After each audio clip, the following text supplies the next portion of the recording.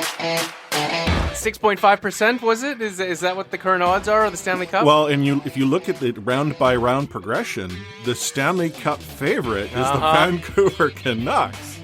Like, what a time to be alive!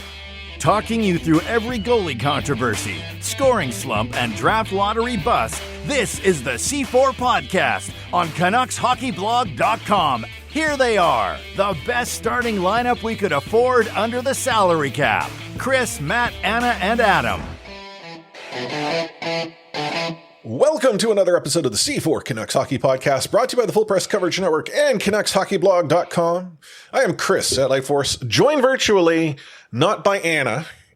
Anna has left the country. She was that livid with the performance of the Vancouver Canucks that she had to go on like a 2 or 3 week sabbatical. So I brought in probably one of the most positive voices in Canucks Twitter, not named Clay Emo. We got Jay at Siren Song. You know, everyone loves Jay. I'm back. Not quite the notorious intro it was last time, but I'll take it. Well, I mean, I'm being somewhat facetious and all because, you know, maybe you are more positive than Clay. I don't know about that. Seems pretty doubtful to me.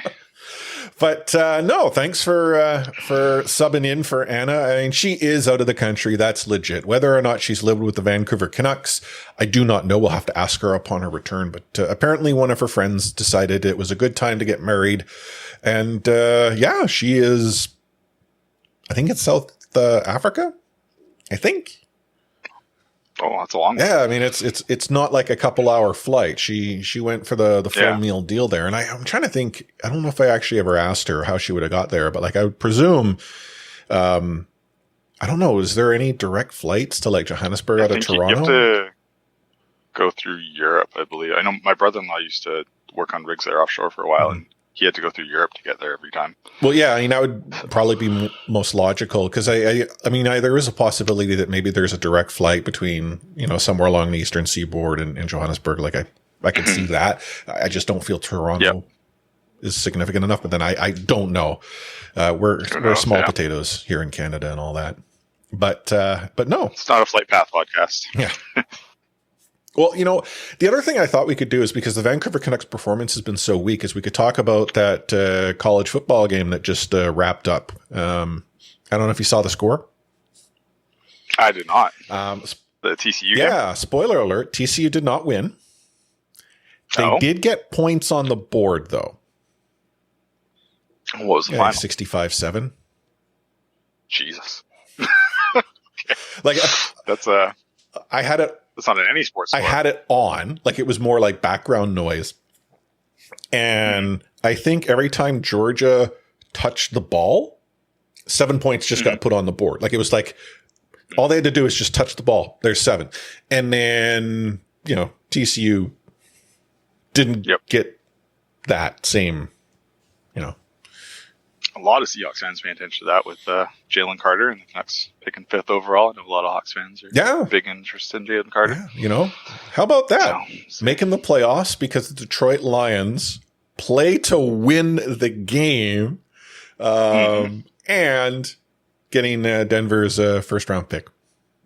I think the best part of that is seeing the Packers lose. Okay, I have a familial connection to, you know, Packers. My wife's family's from Wisconsin, and so I am, out of the sake of my, you know, not my marriage, my wife could probably care less, but the sake of my relationship with in-laws, a casual follower, but I don't make it known that when it does come to the NFL, I do pay more attention to the Seahawks than really any other team. It's like Seahawks, Bengals, Packers. So. Can't really ride the Seahawks and Packers bandwagon. It's no. And not a lot of love lost there. If required to choose, I would choose the Seahawks. I mean, so. Okay. All right. But, you can remain on the Seahawks bandwagon for now. But no, we are here to talk about the Vancouver Canucks, not you know, TCU getting smacked around by Georgia, not the Seahawks making the postseason, not the state of Overwatch 2, which you and I could probably talk about just the same. No, we're here to talk about the Vancouver Canucks. Speaking of phenomenal management through the acquisition and deposition of players and picks, like the Seahawks have managed to do this past season, the Vancouver Canucks, not in the same boat, at least not yet. We're going to get into that with you. We'll talk a little bit about the week that was, the week that's probably going to be. And you had mentioned you wanted to talk a little bit about what might be going down there in Abbotsford, up the valley. So we'll get into all of that and anything else we can think of in this show. But first, let's look at the week it was. I'm thinking back to the last episode with Anna, and I had asked her, like, do you see the Vancouver Canucks getting points in the next 3 games? And I had suggested it might be possible against the Isles, but I'm like, the way the Vancouver Canucks are, they're going to figure out how to beat a team that they shouldn't in the Colorado Avalanche. Watch them go and do something like that. And it's as if they listened to the show and decided, you know what? We like this Chris guy. Let's prove him right. Because, you know, what they did is they took a stinker sandwich and they made a tasty filling in the center. Is that, you know, an adequate, you know, explanation? Probably a horrible thought to be, you know, processing, but maybe there's a nice little, you know, butter on top of the outside of the first part of the sandwich there with the first period against the Islanders. Oh yeah, you know, like that toasted sort of. They were pretty solid in that. Yeah, nice little. Exactly. Nice little presentation on top there, and then just completely off the rails after the first period in that one. And I mean, the Avs, they are just a good matchup for, I think, right? Like we've seen going back to last season stuff, that especially when the Avs are at full strength, they match up really well against them. I think it has a lot to do with the Avs like getting to play a bit of a track meet style, and Makar doing his wheeling and dealing, and that's kind of what we see out of the Canucks, but not nearly to that level, right? They're loosey goosey and they like to chase, and so I mean, like, as much as you might want to point to the Avs game as a bright spot or anything, I think that has a lot to do with matchup and the Avs not being at full strength. And then the other two are what they are, right? I mean, that's just the story these days. Well, okay. I mean, looking at those 2 losses, which one hurts more? The loss against the Isles where they showed up for a 20-minute period and forgot that there were 2 more to go, or the game against the Jets, which honestly, it felt to me that they were in it, but really shouldn't be. I mean, it wasn't like I wasn't in this state of mind where, the Canucks, you know, if they get a lucky bounce here or there, they might be able to squeak out a tie, let alone or a, you know, loser point or a win. Whereas the Isles, it was just once the second period started, it was game over. True, but I kind of go into that Jets game expecting to lose on the heels of the high against the Avs, and the Canucks, you know, history against the Jets recently is not a great one. It's a team they've struggled against mightily, and I don't expect this team to put 2 good games together in a row. So the Islanders game, you have at least the hope in the first period, and then kind of starts to come unglued after that. So for me, it was a bit more of a letdown there. I kind of expected a letdown after the Avs game. The Isles one, I was hoping for more after the way they came out, and then just the dagger seeing Barzal and his fan club there going off on the Canucks. So it's more of the same these days. A little bit of hope, fall off the rails, play a good game, a little bit more hope. Oh, next game completely off the rails again. So it's consistency seems like a word that is correctly being thrown around a lot these days. Well, and I mean, we'll get into this in half full, half empty, but it drives home the point that the Vancouver Canucks in their current state are not good enough to make the playoffs, but they're equally not bad enough to like completely miss out. They are, you know, we use this term in esports about being the gatekeepers. The gatekeepers are the teams that are just like, they make the playoffs, they make the postseason, but that's it. Like they're not anything better. And the Vancouver Canucks seem to be the team that not so much gatekeeps. They're the team that just gets to the, you know, curb so they can wave. They're the team that gets kicked back down by the gatekeepers. Right. Yeah. Like, but instead of being like, you know, not even, you know, arriving to your destination, like the Vancouver Canucks, and that's, I think, the part that is most frustrating is that I could tolerate what we see if this team was a young team, learning how to play this game where there was going to be painful moments. Like Anna and I talk about this almost week in and week out, and we're not the only ones who get into this, but a team like the Vancouver Canucks, as they are currently constructed, are not a team who should forget there are 2 more periods of play, should not break down completely against a team like the Winnipeg Jets and decide that systems are out of the window. Now you could say, oh, that's the coaching. That's the issue. Well, great.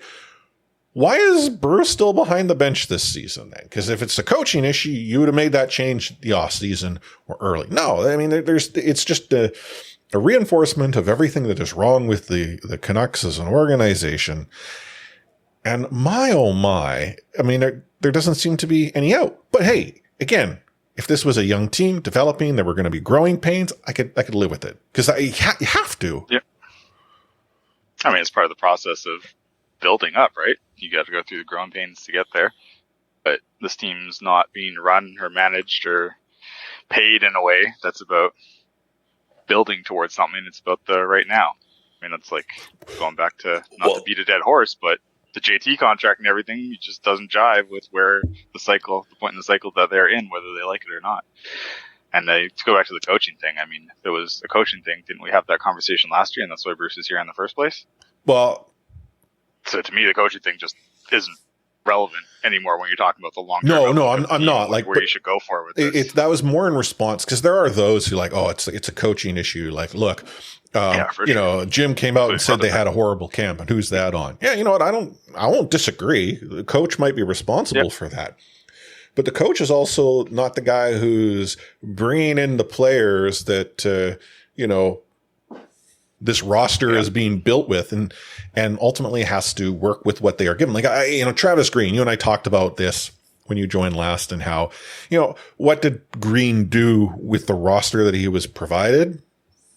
Honestly, the best he could. It's just that wasn't anywhere near good enough, and change needed to occur. I think it's more the same what we're seeing now with Bruce, right? I mean, I don't think, there's certainly flaws to Bruce's game, and as I'm sure there are with Travis's and lots of coaches and stuff like that, but I mean, Bruce is a guy in the regular season through his career. He's got one of the best winning percentages of all time in the regular season, right? He gets the most out of what he has in front of him with a roster, at least in the regular season. So, yeah.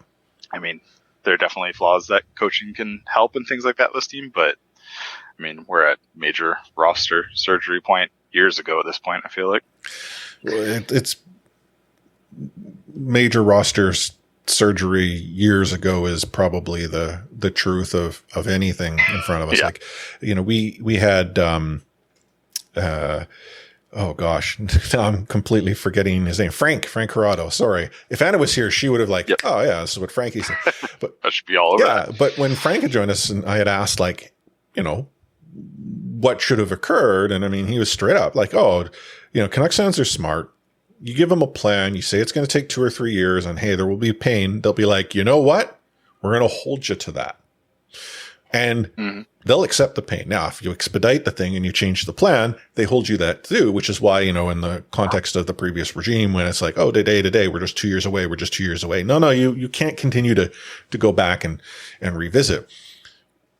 Where am I going with this? Well, we went through how many years of pain with no rebuild?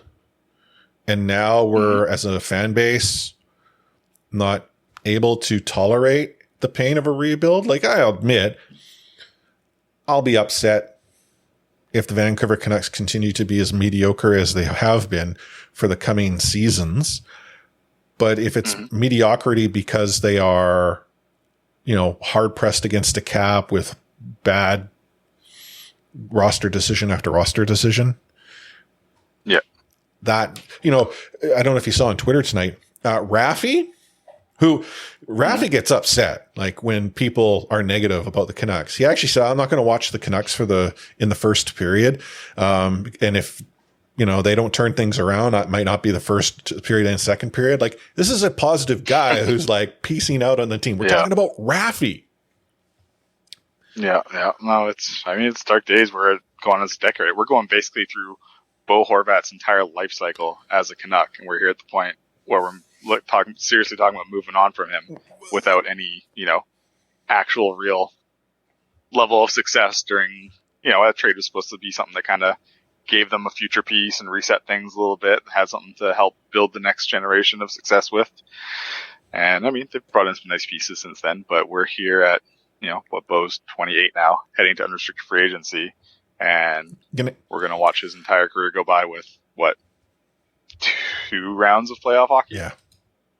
Which is just... And whether love Bo or hate him or whatever is kind of just the timeline, right? It's kind of wild to think that, where they were and where they've got to during the entire, tenure of him as a Canuck. Well, and that's the thing that's unbelievable, is that this team has been a quote-unquote playoff team, real exciting team to watch as it's been sold to us the entire time he's been here. If this was he could just horrible timing, gets in when the window was closing and, boom. There's probably going to be equally as many years missed, but we're now talking about a far different team. Look at the Avalanche timeline wise, right? It's not to suggest the blueprint Vancouver who could have done all of that. I don't believe the previous regime had the capability, but at least if they had just gone and blown it up, they would have probably found more gems in the draft. There were things that they could, lottery tickets, could do well that, they would have stumbled into success. And this is where I feel like the stumbling was happening. It's just they had all of these anchors attached. And now you have this, new management group who maybe they can stumble into success, but they're stumbling the wrong direction too frequently in the very short, sample size that we have. Bringing it back to the way the Vancouver Canucks are playing. They are on the road now, a nice lengthy road trip because, what better way to fix your issues but to head out to the eastern side of the continent. It's a murderer's row out there. And, if you look at their opponents, so they've lost to Winnipeg. They go and they play Pittsburgh, who as of recording, are 590, Tampa Bay, who are 645, Florida, who is the weakest of the bunch at 488, who has actually got a better record than the Vancouver Canucks have. And then you have Carolina, who is at 713, Carolina being a team that is pretty darn hot. I look at this road trip as being quite unforgiving. Tampa, this is the game that the Vancouver Canucks somehow figure out how to win, which I could not explain to you why that might be. I don't feel they match up whatsoever, but this is what Vancouver does. But I don't see them beating Pittsburgh. I don't see them beating Florida. And in the Carolina game, not only is Carolina good, it's an early start on the second of a back-to-back. So they're in Florida and then off to Carolina the following day. So there's too many things playing against the Vancouver Canucks to even give me any consideration that there's points there. Yeah. It's pretty bleak. I think maybe the Florida one is the game you look at with, maybe you get, is Bob playing right now?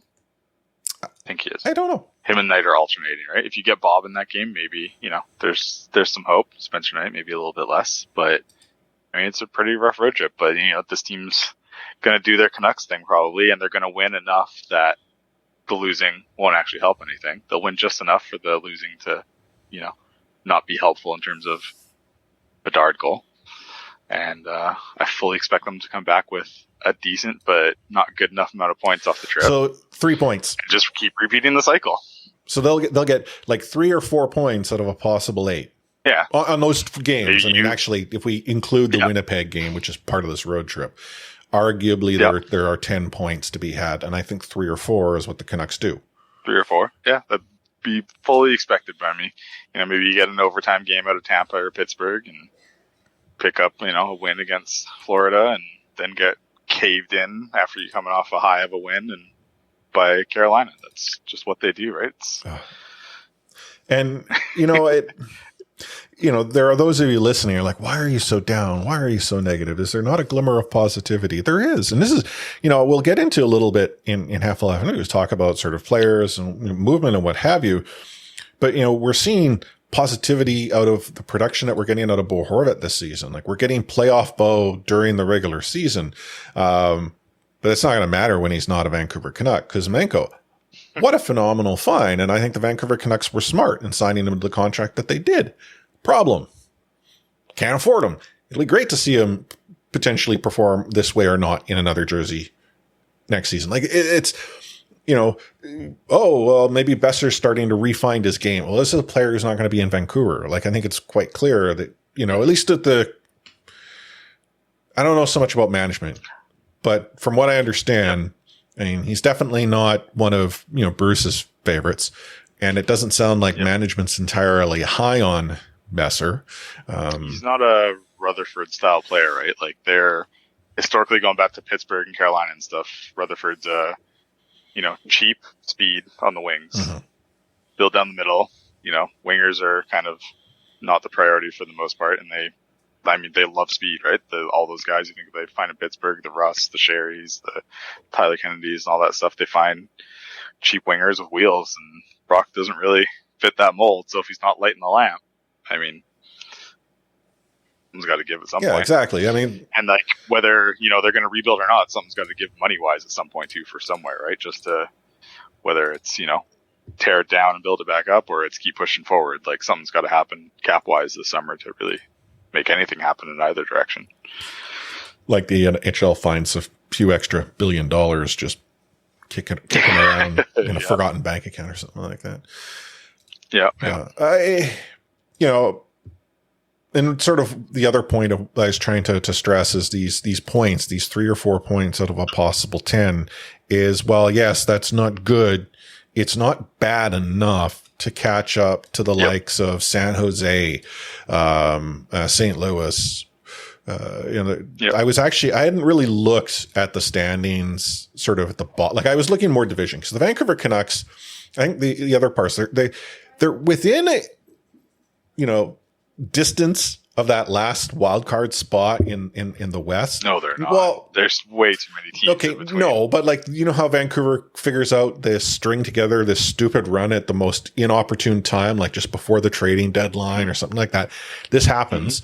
Like clockwork. Right. So that type of run is what then gets them there, right? So this is where I don't feel the gap is big enough at this point for that run not to make things matter. But if you look at the actual league standings, I mean, and this is the thing is I look more at the division, I look at the conference. I have not really looked at the league. I was not aware as to the true number of how bad the bottom is. Yeah, like the true number of teams between Vancouver. Like, I knew, like, oh, okay, there's San Jose and Chicago. Oh yeah, like Anaheim, they're not doing so hot. But you got Montreal, who's having a struggle. I'm not going to suggest Montreal's playing for Bedard, but I don't think the organization would be extremely unhappy if Bedard were a possibility. I mean, San Jose seems to be playing that game. Arizona, I mean, they've been playing the long game forever.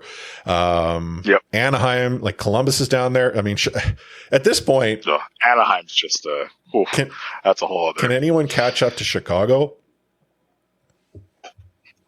Oh man, can you imagine if he ends up there? We got to deal with watching Connor Bedard in a Hawks jersey. Yeah.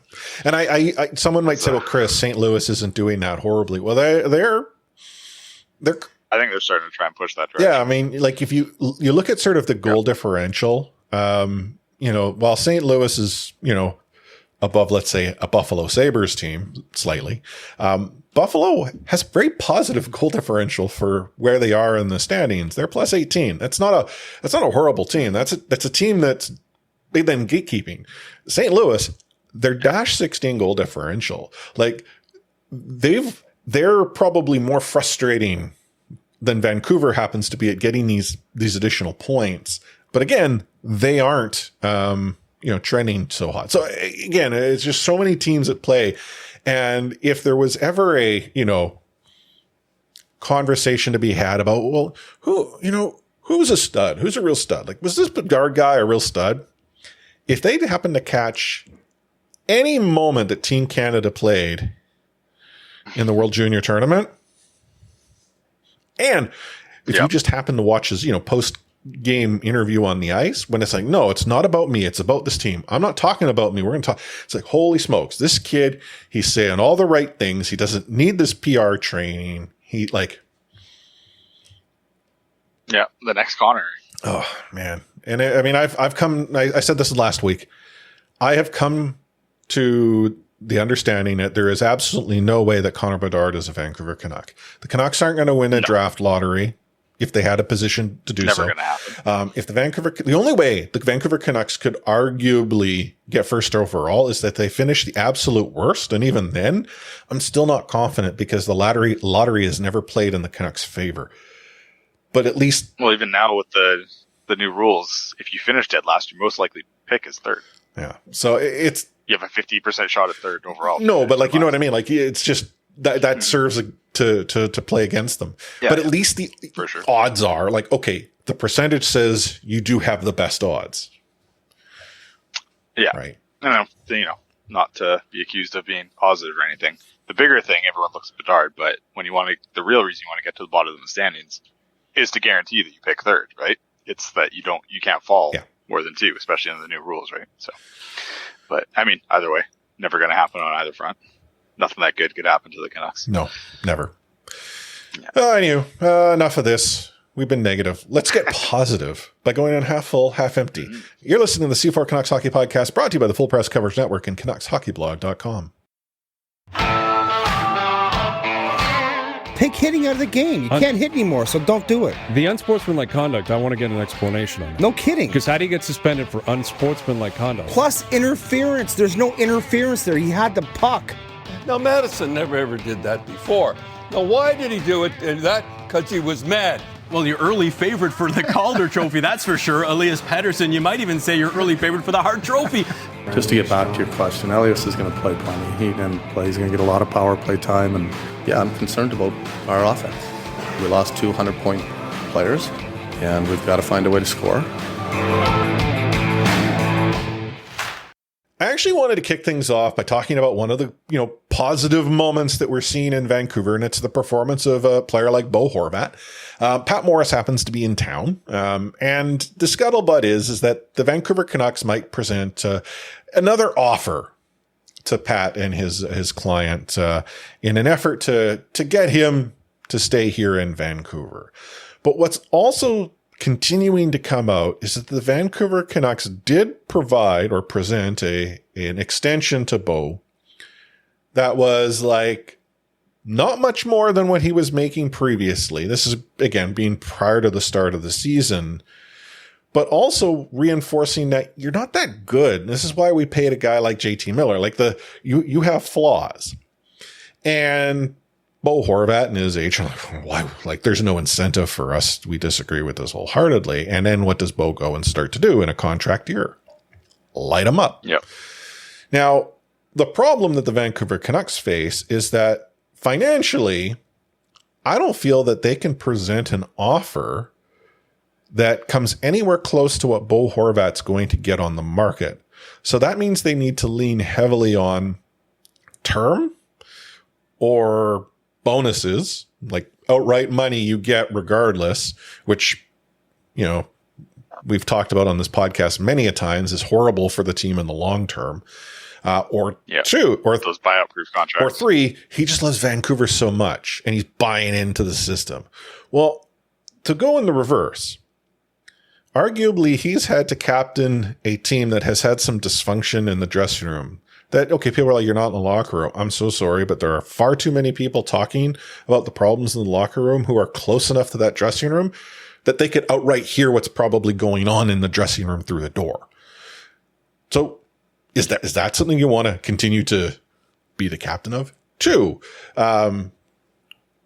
where are the positives here? Where's the upside to this team? Are they that, like, we talked about them being, the team getting themselves kicked to the curb by the gatekeepers. Their best upside is a gatekeeping team. His career is reaching the point where if he wants to actually have a competitive shot at winning the cup, I don't think it's in Vancouver. No, I mean, you're pushing 30 in a couple of years for Bo, right? And it's, now's the prime of his career, clearly, with the way he's playing this year. But, I think they've kind of overplayed their hand on their two biggest assets now, right? Like last year, I think with the JT stuff, they pretty clearly overplayed their hand on what they could do trade-wise with them and got backed into a bit of a corner in August and ended up, taking their ball and going home with it, with the extension. And then this, I really think that they thought Bo would be signed by now. Like, I think that there was, he wants to be here, his number's not going to be that crazy. Let's get JT locked up. He's got the big point total and stuff. It's going to be more money, this and that. Maybe he's, American guy, be more interested, not the captain, more interested in, getting out. I think they were banking on Bo wanting to be here and taking a discount. And it sure as hell hasn't played out that way. Well, and the first point that I had raised was Bo is going to get paid on the market. Anyone who seems to think he won't is delusional. You have a center, reliable in the circle, and he's putting up numbers that are just outright stupid and not sustainable this season. Now, you might say that should play against him. Well, that's not how the world of the NHL works. It's a what have you done for me in the last season kind of league. And, there will be teams who will call and say, hey, here's the money. We'd like to give it to you. They might even make moves to make that happen. I think what's also important is knowing that they have to simply look at what Vancouver can offer and offer just a little bit more. I mean, more than a little bit more. But, one of the things that came out today is that, the Vancouver Canucks are getting lots of phone calls for Bo Horvat, and there might be a deal to be had in the coming weeks if the Canucks are willing to retain. Why is it that you have to retain to get Bo off your roster somewhere else? It's because teams know that the Vancouver Canucks don't have much leverage here. They are almost desperate. And retaining opens up, more destinations and stuff to maximize I'm perfectly on board with them retaining. I mean, maybe ownership won't be, but I'd be perfectly fine with them retaining, the cap for the rest of the season, whatever it is, 2 point something million on your books isn't going to be relevant. You're past the trade deadline anyways and stuff. If you can juice the return a bit by retaining to a team that's pressed right up against the cap, I'm all about that. Like you said, he's going to get paid no matter where he goes. I think the number is undoubtedly going to be bigger than JT's now with the way things have gone. I mean, we saw this summer that the winger market has cratered, and that's because the center market has skyrocketed along with, right-hand defensemen as usual and stuff. And the priority of centermen lately is massive. And how many guys like Bo of that pedigree and caliber and current performance ever become available? Well, they generally don't. And right? if you think about the centers that the Vancouver Canucks currently possess, they signed a player who is not a center, who has not had his best performance as a center, who I think if he were to hit the market this season, this offseason, as he should have, doesn't get the money the Canucks gave him. I mean, off this season? No, I don't think so. At his age, 30-year-old. I mean, maybe he gets the money, but I don't think he gets the term. Okay. Maybe he gets 8 times 5. Yeah, okay. I mean, right? And that's sort of what, I was thinking in the total amount. Because, I mean, I feel Bo Horvat gets paid for teams that can't compete with the dollar per season. I bet you they'll look at there are things that teams are going to become creative about because of what Bo Horvat is going to provide you. And you can subtract the performance that he's had this season. If there's one thing that you know about Bo Horvat is he is reliable. He is defensively responsible. He will win you those faceoffs. You can put him out on the ice at any point in the game. You can have him on the power play if you need him. You can put him on the penalty kill. You have him in high pressure situations. Like these types of players who also, was Bo lighting up the net in seasons past? Not really, but he was providing you far better production. And that package is a desirable one to have. Now, if he were to continue what he's doing this season, seasons onward, my goodness. But, JT, what you get with JT, and this was, the book had been written. Yeah, the guy is exciting. There's baggage. How much of this baggage are you willing to deal with? And in Vancouver's case, they're like, yeah, we know. Good. We're okay with all these issues. Yeah. Well, it's something I think we talked about last time I was on too. I mean, the JT horse has been beaten dead for a long time, but you got all that baggage as you were saying with JT and prioritizing a winger over a center. I think along with the baggage, I think a lot of the reason that the interest was soft in the offseason was the fact that teams don't view him as a center outside the way the Canucks did last year, right? Like, if he's a surefire center and he has a 100-point season with a year left at $5 million, like, I think a big part of why the interest was soft is that people just don't buy him as a center. Well, and Bo is. I mean, honest to goodness, is JT Miller a center? Like, based on what we've seen? No, he's a defensive, at center, he's a defensive liability, like a big one. On the wing, like, he's not, going to win a Selke or anything, but he's not an issue defensively on the wing, really. The bigger issue is the effort level and the quitting on the wing, right? Like, and which that happens everywhere with JT, right? But in terms of actual, like, metrics and underlying stuff like that, he's not an issue defensively when he plays wing. Yeah. Talking about sort of Miller as a center, the Vancouver Canucks have, another center on their roster in Pettersson. And let's say in a world that does not have Bo Horvat in a Vancouver Canucks uniform, your top two centers are now arguably JT Miller and Elias Pettersson. Now, one might suggest, okay, yeah, you can slap a couple wingers on JT's line, and that can be responsible and what have you. That can maybe, plug those holes up. Okay, cool. But what's interesting to note is that JT Miller's performance this season, and to some respect, PD, who's been consistent, hasn't been all that good. And while, people have been asking and just, demanding, like, why don't you put Miller and PD together? There was, signs that this did work in the past. You've got Miller on the wing, you got PD in the middle. Like, why don't we give that a shot? Well, Drancer today on Canucks Talk had, said, just ask the hypothetical question. Are there non-hockey reasons for why it took so long for Pettersson and Miller to be reunited? So if, let's say, there are non-hockey reasons, hypothetically. People are saying the quiet part out loud. Right? Like, so your future is now built on two players who struggle to play with, each other's game and have to be kept separate, and by necessity have to keep them separate, but they don't perform at the same level. And I don't mean to knock Petey here. I think Petey has shown he can, but Miller has shown not so much. Yeah. It is scary.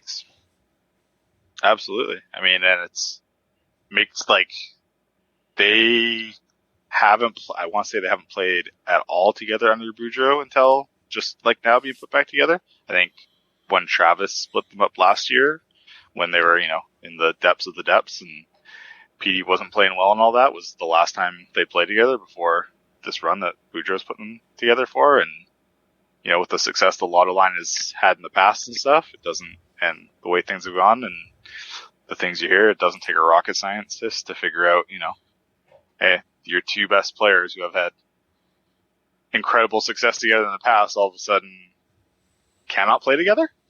Why? I mean, I think it's pretty obvious that there's something going on there, right? Yeah. That isn't on ice related. Because on ice, it's been, whenever they've been together, Lotto line is one of the most dominant lines in the league when they were together, right? And then all of a sudden it's just not an option anymore? Hockey decisions. Yeah, clearly. Hockey decisions. Clearly hockey related stuff. Not two pretty intense guys. Yeah. Moving on from what we sort of touched on this in Rewind, but, I was awfulizing quite a bit saying, Kuzmenko, I've really liked, there's so much to like about Kuzmenko, his game, the excitement that he brings, like, yeah, he's maybe still somewhat unpolished, but the potential that exists there to get him in a solid, culture, some structure. There's some untapped potential I think the Vancouver Canucks to take advantage of. The kid just seems to be enjoying it, living life, having fun in a arguably not a good season. So, attitude wise, that seems to be really good. There's no complaints. Yep. And I had commented, like, it's going to suck to see him in another jersey because, he's going to get paid, and the Vancouver Canucks are not in a position where they'll be able to necessarily afford him. I say that loosely because there will be money. Technically will be there. Right. Yeah. It's just, is you when you start tying the money up on a Kuzmenko without plugging the holes you quite literally have elsewhere that unfortunately are, I feel, a higher priority.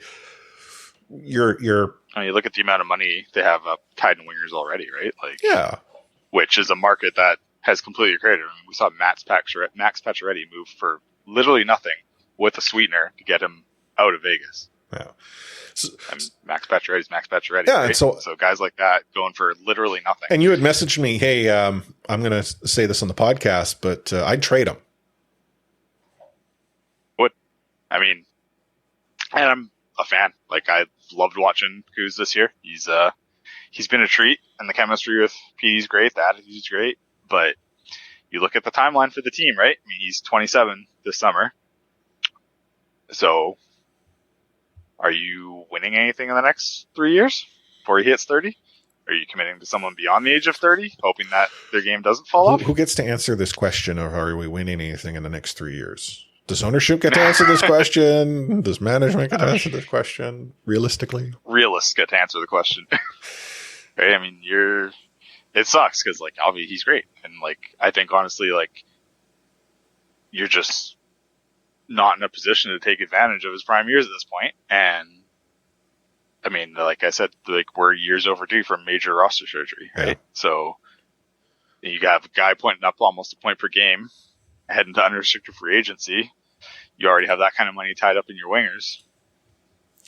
As uncomfortable as it is, and a team that's super asset needy, right? Mm-hmm. Like, it just, I mean, it's a tough decision because he's great, but is it really that tough a decision if you're committed to doing things the right way and building towards a goal and winning it all one day? It shouldn't be. Well, but we've seen for this ownership group, it's not that easy. Yeah, and complete transparency, I had actually agreed with you when you had messaged me this. I'm like, oh yeah, I would trade him. And you know why I would is that I would rather the Vancouver Canucks get some value out of players that they won't be able to retain than no value at all. I mean, I would be remiss not to point out that I have been upset at, you know, unrestricted free agents being kept at the deadline simply because the right deal wasn't there, only to then see them walk.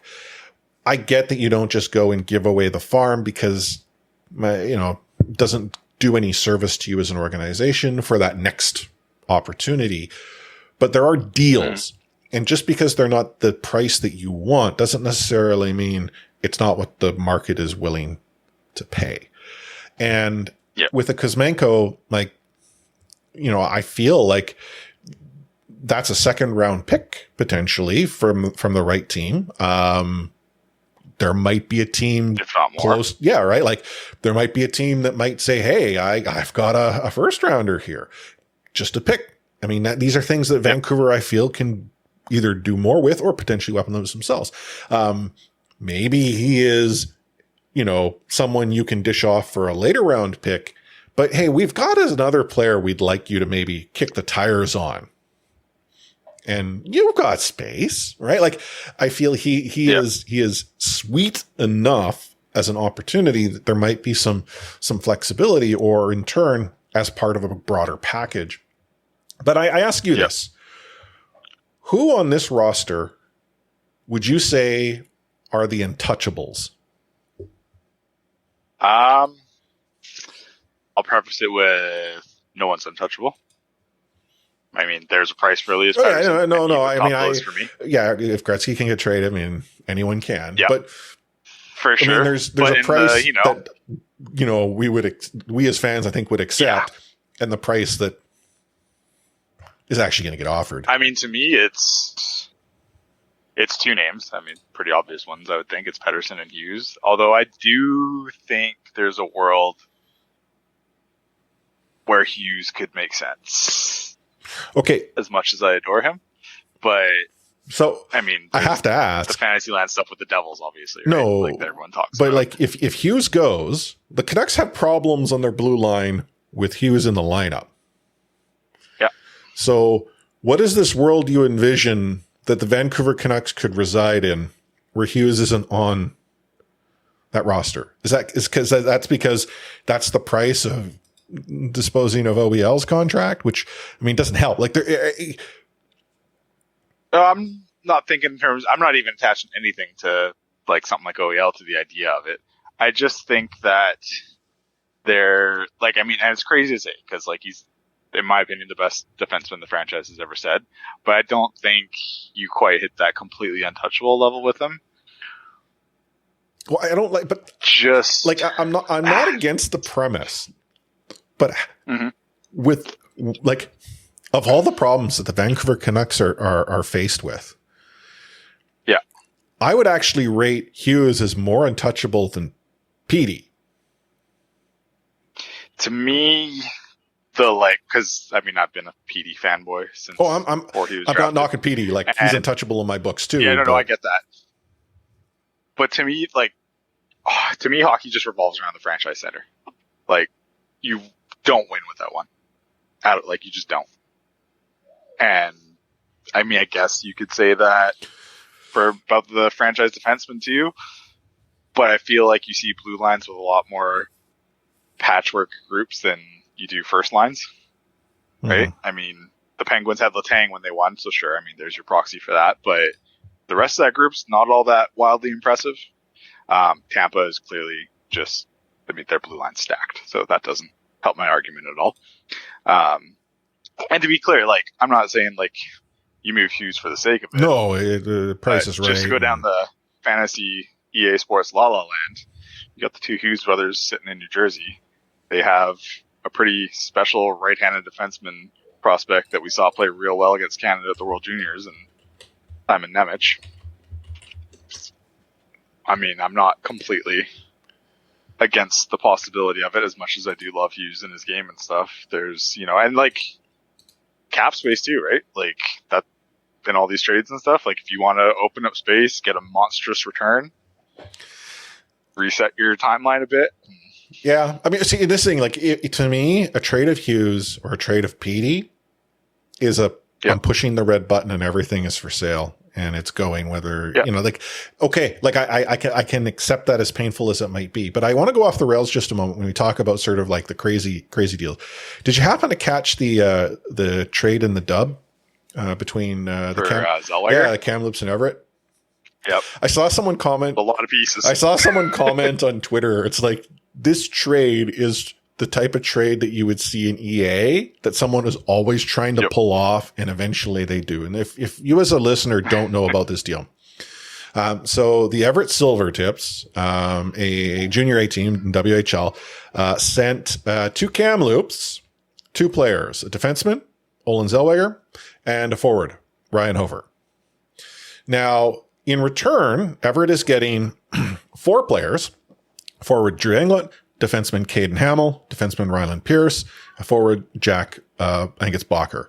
Englert, he's an 0-2 birthday. He's the oldest group. That was more of we need a player to actually play. Rest are younger prospects. But they also got a couple of picks. They put it mildly.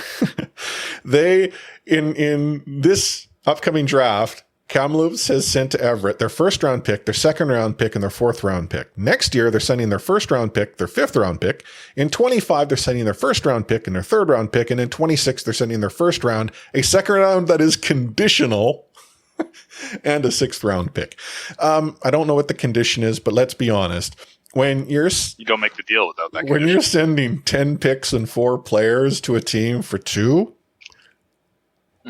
if you're like the Vancouver Canucks example, to pull it back on the rails here, imagine if the defenseman here was Hughes and the forward was Petey.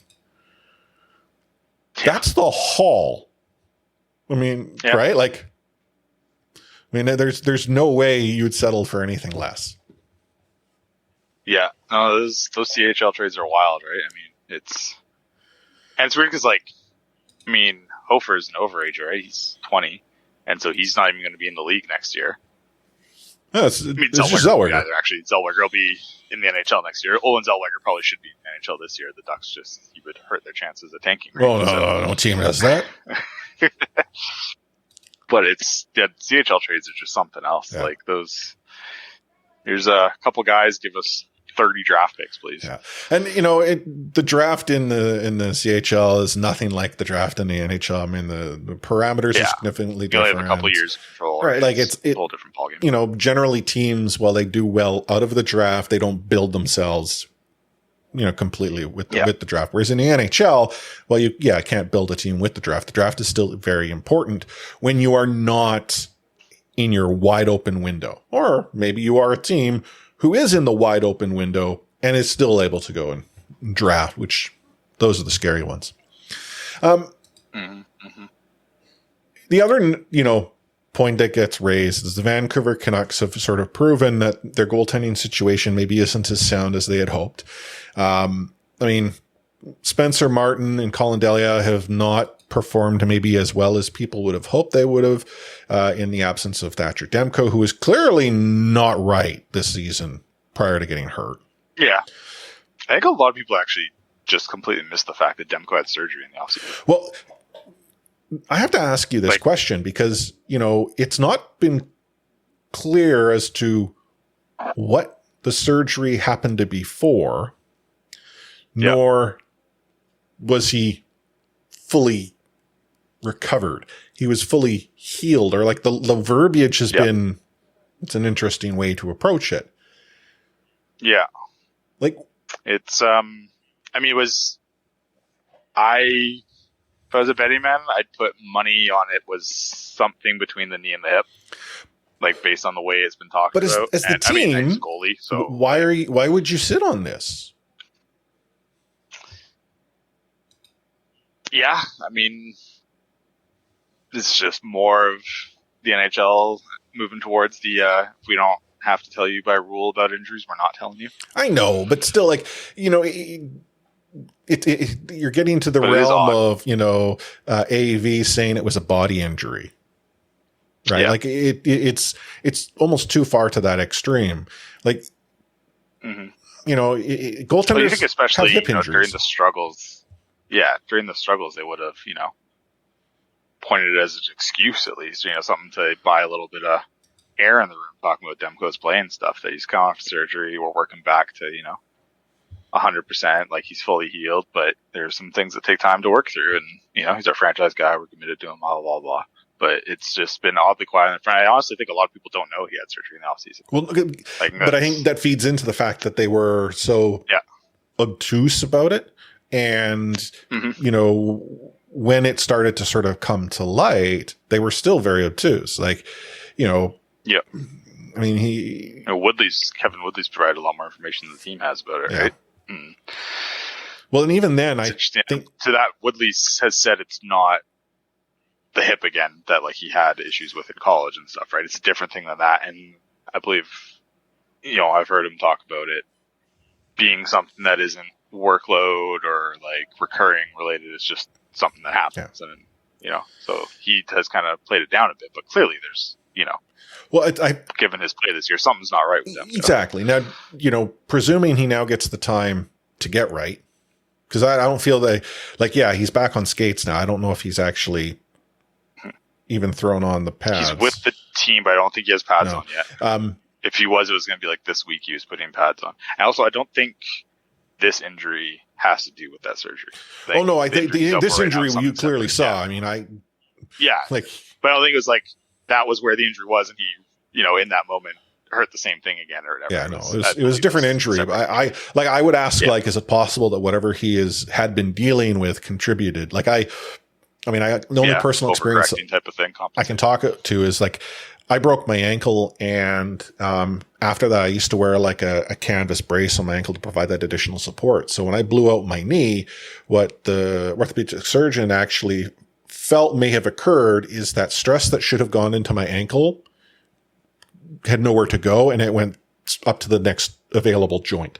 And then my knee was just not going to be able to handle all of that. Now, the way he looked at it, he's like, so your knee went instead of maybe your ankle going one way or the other. Problems. I wonder if maybe, whatever had been dealt with contributes, whether it be a brace, whether what have you. Because when you see his injury, I remember saw it, it's a ligament. I thought right away, that's a ligament. The way it happened, it was just so innocuous, but oh my goodness, he's done. And again, I wouldn't be in a rush to bring him back. I know the Vancouver Canucks would never slow him down, especially shut him down but do you think they would? No. I mean, this is a team who was dealing with Brock Besser having a wound continuing to reopen. Yeah. And a combination of maybe not player taking responsibility of his own self, and two, the culture of the sport in getting it back on the ice. Like, there are problems. I mean, you got to wrestle them off the ice, right? Like, if they have any ability to get out on the ice, these guys are going to take it. They're competitive guys who push themselves, and the team's happy to let them do it in a lot of fact, right? They enable a lot of behavior. It's just, that's an issue just across sports, right? That's a bigger conversation. But this season as it is, why? Yeah, I mean, and like back to the Bo thing and stuff. Like the best thing, for the best thing long term for the franchise, get ahead of all of it and get as bad as you can, as fast as you can. Right? Yeah. Trade Bo, trade Kuzmenko, shut Demko down. But I mean, that's just not going to happen with this organization. We know that. What's going on in the Fraser Valley?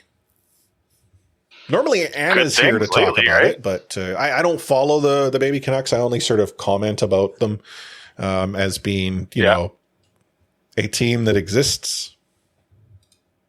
Yeah, no, I mean, Klimovich is the big story these days, right? He's 15 points in his last 17 games after being healthy scratched a few times this year and dating back to last year, sitting in the box, the press box a lot under Trent Cull. 15 his last 17 after I think he had like 1 5-on-5 point in his first 15 games or something. Like, it was pretty ugly for him. And then the Swedish House Mafia line of Nils Amon, Nils Hoglander, and Linus Karlsson's been lighting up down there, and they have some history going back to Sweden together and stuff, and just completely dominating down there by the sounds of it, just generating chances at will. Team, by all accounts, is playing their tails off defensively for Carleton, so sounds like the message is getting through there. And you see the farm guys like Faber and Quads and stuff with the let Carleton cook type stuff. Everyone seems to be feeling pretty good about what's going on down there. And you got Christian Olanen playing D on one of the league leaders in points for them. It's just a lot of good things going on down there these days by the looks of it. It's quite the contrast compared to the big club. Well, being that is occurring, one, do you think Colleton is the coach of the Canucks next season because of what we're seeing? Two, I think he's the intern guy this year. Well, see, but then I don't believe the Vancouver Canucks are going to let go of Bruce this season. No, I don't think they're going to. But I think if they were, he would be the intern. Yeah. I don't know if he's the. I don't think he's the guy for the big club next year. If I was, calling the shots, I would. With the way things have gone in Abbey so far this year, I would want to be keeping him down there with those kids as long as I can hang on to them. Well, and that's why I'm talking about next season, because like someone like Hoglander, who, for all intents and purposes, wasn't working within the Bruce Boudreau system, and probably needed himself some development with the farm team. Like, he has shown. He has found a game, at least at the A level, that may translate to the big club. But if you're going to see, like, let's say the Swedish Health Mafia suddenly get an opportunity in the NHL, wouldn't you want the coach that somehow figured out the math to make that happen? I mean, the rumor is it's Barry Trotz that's going to come to Vancouver, which begs the question, how is that going to improve on Bruce? But hey, the difference there is very different coach. No, I know, but it's I'm going to go and I'm going to break your soul, as opposed to the, player friendly kind of guy. The problem is not the guy behind the bench. And if you're going to bring in a coach that's going to break the soul of players, I hope it's so that they demand to be traded somewhere. Yeah. I mean, get your popcorn ready for JT versus Trotz if that happens, right? When we talk about defensive responsibility and guys losing their tempers and stuff, that's World War III right there, potentially. But yeah, I mean, I get what you're saying with the Colton stuff. I wouldn't necessarily be against it if they were doing the tear down rebuild thing, right? Like, that would make sense. I mean, he's a guy with a history in development. He looks like he's doing a good job with the kids down there this year. You're going that direction. But I think that's pie in the sky that they're going that direction. And we've seen, he didn't have the best run in Chicago with the Blackhawks. I mean, yeah, if you're going that direction, Colton makes sense, but I just don't think they are. I think they're going big name hunting. I mean, right? You see the Year of the Trot stuff, and it was Talkett before that, right? And we know Frankie loves to make a splash with the big names and stuff, so. If you're Trots, would you want to come here, though? I don't see them going with the guy. Like, what's the selling point outside of becoming a coach again and getting paid? Yeah. I mean, that was the thing, the Winnipeg rumors, right? Earlier this year that, like, why would he want to go there? Does Barry want to deal with the scrutiny of Canada and this and that and the other things? I mean, if he's not going to take the job in his hometown with Winnipeg on a team that's, a lot more on the upswing right now, at least in terms of the standings these days. Yeah. I mean, maybe there's history with Rutherford or something somewhere, but I mean, yeah, the Canucks are a tough sell, right? But I do think they want an established name behind that bench. I'm just looking at the Abbey Canucks roster here, and obviously because the Vancouver Canucks have had to poach a goaltender or two from them over the course of the season. Jake Kupski, really enjoy his photograph. It looks like he's wearing civvies. Well, Seeloff is the guy down there, right? Like he's playing real well this year. I mean, in the A numbers never really looked that impressive, but a 2.63 GAA and an even 900 save percentage for Seeloff, that's pretty solid by AHL standards for the young guy. And he's a very Ian Clark goalie, rangy, lanky, big, lots of athleticism. So I think they might have something in Seeloff's down the road there. Yeah. Well, and I know I'm not trying to say Kuski's guy. It's just it's interesting that when you need to start to grab some additional depth that you weren't necessarily planning on requiring so soon, you get the guy who's in his civvies. It's like, hey, it's picture day. Yep. We don't have a uniform for you yet, but we do need your picture for your pass so you can get in the building here. Oh, and you don't mind if it goes on the website? Thanks. Yeah. Is it the same one as his hockey TV page? Oh, I don't know. Got a blue blazer with a burgundy tie. No, this one, it looks like it's a beige sort of like sweater over a white all right, I was wondering t-shirt. if they just copy pasted. Yeah, no, it's it's an interesting look for a professional hockey player who, it's one thing to have, whatever team's jersey you in. It's another to be in civvies.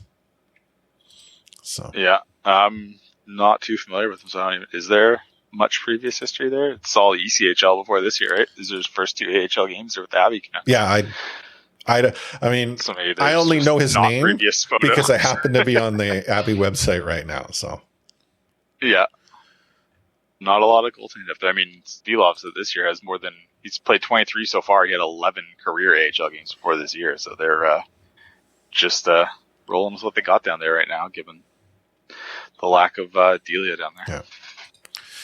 Yeah. Hey, I saw some discussion, and I believe it was meant to be legitimate, that based on how Seelos has now been playing for Abbey, that maybe he's your goaltender of the future. I mean, they like him, right? Like I know he's liked in that org. They've got some belief in him and stuff. I mean, he is the goaltender of the future. Let me rephrase that. But as in, he'll be up here and he'll be fighting Thatcher for the number one spot next season. I think we're a ways away from that. Well, I mean, people on social media, they're always reasonable. Yeah. I mean, it's a great story. He's, stepping up to the plate here with, being the guy down there. And he has to be because there is no one else. But he's living up to the billing. He turns 22 in March here, so in goalie timeline, you've got probably a couple more years before you're really hoping that he's a ready-made, step into the big leagues and give you games guy. I mean, if we saw him in the lineup next year, I think that'd be at any point, just, as like a call up getting games kind of thing. Either, it's disastrous because everyone's hurt, or, he's kind of Silas got games last year. Did he not? Yeah, on the bench. He didn't play, right? Did he not play? He didn't. Not in the regular season, no. He hasn't made his NHL debut yet. I thought he had. Okay. I mean, I will take you at your word here, but I'm looking at his Hockey DB page right now. No NHL games on it. Okay. I mean, because career before this year, he had 11 AHL games total. You're talking about a real, in terms on the experience ladder, he's still pretty raw. And hey, like right now is about putting in time for wasn't I don't pay attention to Abby. Wasn't Mikey DiPietro still on loan at one point, even though he got traded? I think that was reported, but I don't think it actually happened. Because I know Mikey went to Europe. Boston didn't have somewhere to send him, but I don't think he ever actually, got into games or anything after that, or was actually part of the Abbey Canucks officially anymore. Imagine being Mikey DiPietro, that when the Vancouver Canucks are in need of goaltending help in Utica, you don't get in the game and you don't get any action. Instead, you get to sit up in a press box because, hey, we've got a goaltender on loan from somewhere else. And then because the Blues cut us a check. And then you're the goaltender on loan for a team that is desperate for a goaltender because, desperate in so much as Silas is still there, but no, plan B. You still don't get in. It doesn't matter what your role is. Mikey DiPietro, talk about a hand that was dealt tough. Yeah, he's definitely dealt a something sandwich in terms of getting an opportunity as a pro.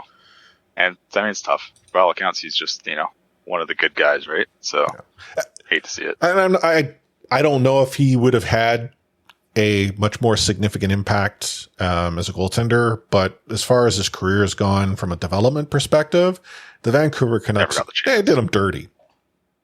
Yeah, absolutely. And it was just over saving a couple bucks, right? During the COVID stuff. Yeah. He just derailed the kid. It's not a great look. Yeah. Anywho, anything else we need to touch on this week, or have we been positive enough this show?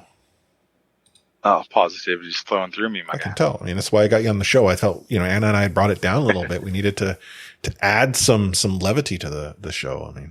So I want to talk about Abby. Give us something good to talk about. They're playing well. They're winning games and things. There's finally some development going on in the Canucks farm team by the sounds of it. I don't believe you. Got that doesn't happen. Pods and Oglander managed to sneak away from call up here too. So yeah, but in fairness, they did call up the guy who had been scoring all the goals and the other PD.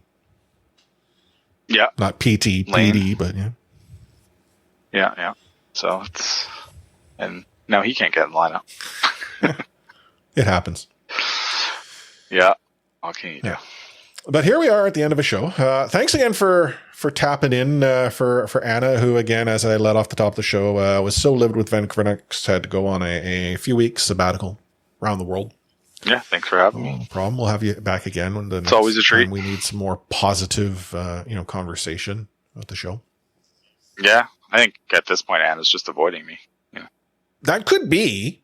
I don't know. She hasn't explicitly said that to me. I've mentioned your name a few times and get these odd looks, but that doesn't mean anything, does it? Yeah, I'm used to that. So, and there's someone had suggested that I should, get Wyatt on the show, but have you seen this guy's posture?